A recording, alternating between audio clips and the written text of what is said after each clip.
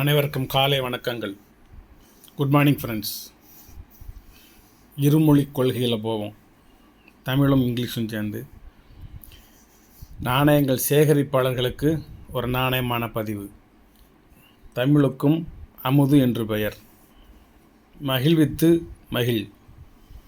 வாங்க, நேற்று நிறைய பதிவு போடலாம்னு நினச்சேன். மத்தியானத்துக்கு மேலே பதிவு போட இயலவில்லை. புக் பண்ணியவர்களுக்கு யாருக்குமே நேற்று நான் பார்சல் அனுப்பலை. இன்றைக்கி தான் பார்சல் தயாரித்து அனுப்பணும். மன்னிக்கவும். ஒரு சிறிய சந்தர்ப்ப சூழ்நிலை காரணமாக பார்சல்களை அனுப்ப இயலவில்லை. இங்கே இப்போ எங்கள் ஊரில் நல்ல மழை. காலையிலேருந்து இன்றைக்கி நல்ல மழை. நாளைக்கு அதிக மழை வாய்ப்பு என்று வானிலை அறிக்கை சொல்லப்பட்டுள்ளது. இது இன்றைய வரவு, நேற்றைய வரவு, இன்றைக்கு பதிவு. ஒரு மிகப்பெரிய காயின்ஸ் லெஜண்ட், காயின்ஸ் சொசைட்டியினுடைய லீடர், அற்புதமான மனிதர். 75-80 வயசு இருக்கும், பெரிய மனிதர். அவர் எந்த நாணயம் போட்டாலும் நான் வாங்கிடுவேன். ஏன்னா அதில் பொய் பிராடு இருக்காது. நாணயத்தை பற்றி கரெக்டான ரேட்டு, கரெக்டான பர்டிகுலர்ஸ் கொடுப்பாரு. காயின்ஸ் ஒரிஜினல் கொடுப்பாரு. அதில் எம்மி அளவும் நீங்கள் சந்தேகப்பட வேண்டிய அவசியம் இல்லை. அப்படிப்பட்ட நபர்கள் முதல்ல அவங்க நாணயத்தை சேர்த்தாங்க, ரெண்டாவது நாணயத்தை சேர்த்தாங்க. அதாவது நாணயம் என்றால் என்ன, ஒழுக்கம். முதல்ல அவங்க கண்ணியம், ஒழுக்கத்தை சேகரித்தாங்க. அதற்கு அப்புறம் தான் நாணயங்கள் பற்றி பேசினாங்க. எல்லாருமே அதை நம்புகிறோம், அவ்வளோதான். நம்புனாங்கன்னு இல்லை, நம்புகிறோம். அவரிடம் பொய் இது இருக்காது, ஒரிஜினல் நாணயத்தை தான் கொடுப்பாரு, கரெக்டான ரேட்டுக்கு தான் கொடுப்பாரு அப்படிங்கிற ஒரு நம்பிக்கை வந்துருச்சு. இப்போ அவர் எந்த நாணயம் போட்டாலும் 10 நிமிஷத்தில் சோல்ட் ஆயிடுது. நானும் அவர் எத்தனை நாணயம் போட்டாலும் சரி, என்ன விலையாக இருந்தாலும் சரி, பேசவே மாட்டேன். ஒரு வார்த்தையோட பேச மாட்டேன். புக்குடுங்கிற ஒரு வார்த்தை தான். Good morning sir, please booked, அவ்வளோதான். அப்புறம் ஒரு மாதம் ஆகும் அவர்கிட்ட நான் நாணயங்கள் வாங்குறதுக்கு. குறைஞ்சது ஒரு 10 காயின் 15 காயின். அவர் நிறைய போட மாட்டார், கொஞ்சம் கொஞ்சமாக தான் போடுவார். போடுறப்புறம் எனக்கு தேவை, அவர் ஏற்கனவே இப்போ விலைக்கு போட்டு அது என்கிட்ட இருந்துச்சுன்னா அதை வாங்க மாட்டேன். இல்லை அப்படின்னு சொன்னால் அதை வேறு நாணயங்களோடு சேர்த்து 1-2 வந்தால் பரவாயில்ல, சேர்த்து வாங்கிடுவேன். அப்படி வாங்கினால என்ற 7 நாணயங்கள் வாங்கினேன். இப்போ அதுக்கு முதல் நாள் ஒரு நாணயம் வாங்கினேன். மொத்தம் 8 நாணயங்கள் உங்கள் பார்வைக்கு வச்சுருக்கேன்.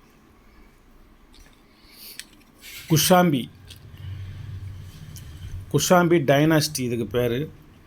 முதலாவது நூற்றாண்டு, 1900 வருஷம் ஆகுது. இதனுடைய வெயிட் 1.12 கிராம்.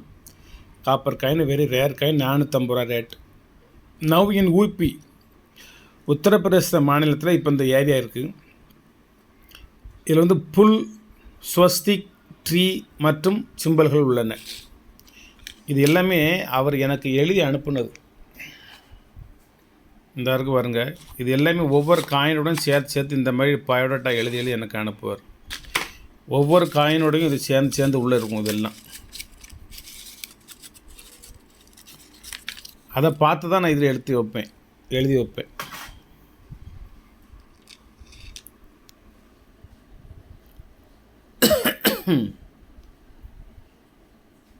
அது நிற்கிற உருவத்தை பார்த்துக்கோங்க.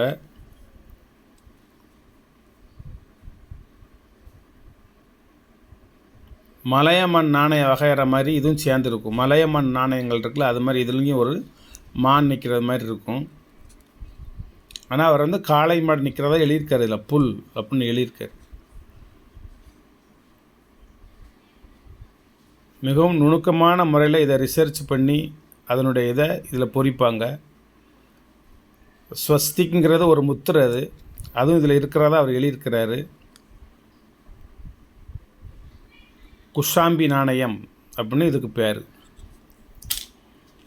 இன்னொரு நாணயம் உங்களுக்கு தெரியும், நம்மளுடைய தமிழ்நாட்டு நாணயம், ராஜராஜ சோழன் 1. இது 3.89 கிராம். Good கண்டிஷனான coin. இது வெறும் 200 ரூபா தான். 947 to 1014 வரைக்கும் இதனுடைய இயர். ஒரு பக்கம் ஈழ மனிதன் நிற்கும் நிலையிலும், மறுபக்கம் ஈழ மனிதன் அமர்ந்திருக்கும் நிலையிலும் இதில் இருக்கும். அதுக்கடுத்து காஷ்மீர் சிக்கந்தர் லோடி நாணயம், பில்லியன் காயின் இதுக்கு பேர். இது ஹிஜ்ரி ஆண்டு வேறு, ஆங்கில ஆண்டு வேறு, 2 ஆண்டும் மாறி நம்ம எழுதியிருக்கிறோம். 1489 டு 1517 அப்படிங்கிறது வந்து ஹிஜ்ரி ஆண்டு. 894 டு 923ங்கிறது வந்து ஆங்கில ஆண்டு. கிபியிலிருந்து ஒரு 500 வருஷத்துக்கு 700 வருஷத்துக்கு பின்னாடி தான் இந்த ஹிஜ்ரி ஆண்டு வரும்.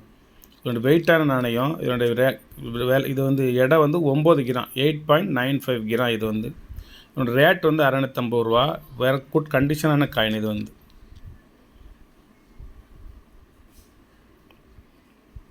பின்னாடிலாம் வரி வரியாக எழுதப்பட்டிருக்கும். சிக்கந்தர் லோடி அப்படிங்கிற ஒரு இஸ்லாமியர் மன்னருடைய நாணயம். அது லோடி வம்சம், அது ஒரு தனி வம்சம். நம்ம இப்படி பாண்டிய வம்சம், சேர வம்சம், சோழ வம்சம்னு சொல்கிறோமோ, நம்ம லோடிங்கிறது ஒரு வம்சம். இது நாகாஸ் ஆஃப் பத்மாவதி, நாகாலாந்து ஏரியா. கணபதி நாகா அந்த மன்னருடைய பேர். இதில் இந்த பக்கம் காளை நிற்கிற மாதிரி ஒரு உருவம் பொறிக்கப்பட்டிருக்கும். இதனுடைய வெயிட் வந்து 0.72 கிராம் காப்பர் நாணயம். மிகவும் குறைந்த எடை உள்ள ஒரு நாணயம். இது வந்து கிபி 200 டு 340 வெளியிடப்பட்ட ஒரு நாணயம். அப்ராக்சிமேட்டாக தான் சொல்லியிருக்காங்க. அதைத்தான் நானும் எழுதியிருக்கேன். அவர் என்ன எழுதியிருக்காரோ அதை அப்படிங்கிட்ட உங்களுக்கு காமிப்பேன். இது சம்மந்தப்பட்ட புத்தகங்கள், கேட்லாக்கு, இதோடைய ஃபோட்டோஸ்லாம் அவர் எனக்கு அனுப்பிச்சி விட்ருக்காரு. அது எல்லாமே வாட்ஸ்அப்பில் தான் இருக்குது. இதே செல்லில் தான் இருக்குது. பின்பக்கம் ஒரு எழுத்து வரி வடிவம், முன்பக்கம் வந்து அந்த காளை மாடு நிற்கிற மாதிரி ஒரு உருவம் பொறிக்கப்பட்டிருக்கும். இந்த இருக்குல்ல, அது நல்ல கண்டிஷனான காயின். இவ்வளவு விலை குறைஞ்ச, எடை குறைந்த இந்த நாணயத்துலேயும் பிரிண்டுகள்லாம் கண்டிஷனாக இருக்கும். இது நம்மகிட்ட ஒரு 10 நாணயங்கள் இருக்குது ஏற்கனவே.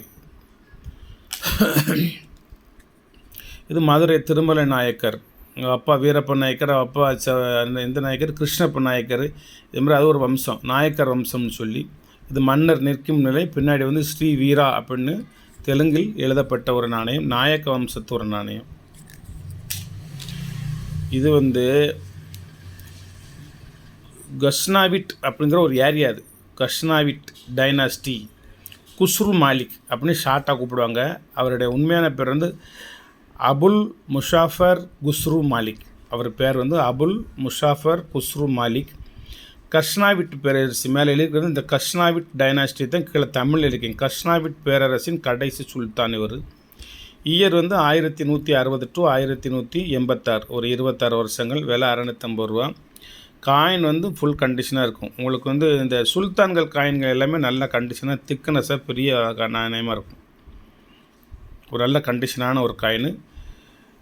குஸ்ரு மாலிக். அதுக்கடுத்து டெல்லி சுல்தானேட் ஜியாஜுதீன் பால்பன் ஷா அப்படின்னு ஒரு நாணயம். இதுக்கு பேர் பால்பன் நாணயம் அப்படின்னு பேர். Short of Balban coins. Balban நம்ம ஏற்கனவே புத்தகத்தில் வரலாற்றில் படிச்சிருக்கோம். ஜித்தல் டைப், இது ஒரு டைப்புக்கு பேர் ஜித்தல் டைப்பு, காப்பர். இது இயர் வந்து 1266 டு 1287, 664 டு 686. அது ஒரு வருஷம். ஒன்று ஹிஜ்ரி ஆண்டு, ஒன்று வந்து ஆங்கில ஆண்டு. இதனோட ரேட்டு என்ன போட்டிருக்கேன், 650 ரூபா போட்டிருக்கேன். ஃபுல் கண்டிஷனான நாணயம். சென்டரில் ரவுண்டாக போட்டு உள்ளே வர இஸ்லாத்தில் எழுதியிருக்கு. ஒரு ஷியாஜுதீன் நாணயம்.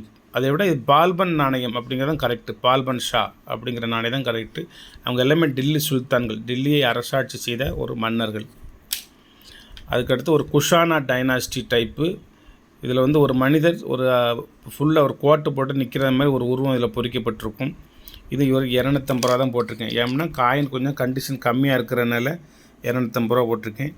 இதில் ஒரு மனிதன் நிற்கும் பொழுது, இதனுடைய கண்டிஷனான காயின் நிறையா இருக்குது. ஒரு 10-20 காயின் வரை இருக்குது நான் வச்சுருக்கேன். இது இன்றைக்கி வந்ததுனால நான் அதோட சேர்த்து போடுதேன். ஒரு மனிதன் அந்த ஒரு பைஜாமா குருதா போட்டு நிற்கும் நிலையில் இது இருக்கும். இந்த நாணயம் வந்து குப்தா நாணயம் வேறு. இது குஷானா நாணயம், குஷானா டைனாஸ்டி நாணயம். இது கொஞ்சம் கண்டிஷன் கம்மியாக இருக்கிறதுனால நான் ரேட்டும் கம்மியாக போட்டிருக்கேன்.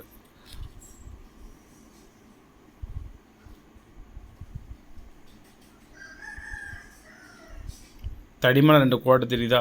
ஆனால் இதுலேயே உங்களுக்கு ஒரு 100 ரூபா கூட வரும், அவ்வளோதான். ஆனால் ஃபுல் கண்டிஷனான நாணயமும் நான் தருவேன், என்கிட்ட இருக்கு. ஆனால் மொத்தம் ஒரு 500 வகையான ஏன்சியன்ட் காயின்ஸ் வச்சுருக்கேன். ஒரு 500 விதமான, ஒரு 2 ஆல்பம், 200, 400 நாணயம், ஒரு 100 நாணயம் ஆல்பத்தில் போடாமல் தனியாக இன்னும் வச்சுருக்கேன். அது மொத்தம் ஒரு 500 வகையான நாணயங்கள் இதில் இருக்குது. இன்றைக்கி வந்து உங்களுக்கு ஒரு 7-8 நாணயம் போட்டிருக்கேன். வேணுமுங்க வாங்கிக்கோங்க. நன்றி. சப்ஸ்கிரைப் பண்ணுங்கள், ஷேர் பண்ணுங்கள், லைக் பண்ணுங்கள், கமெண்ட் பண்ணுங்கள்.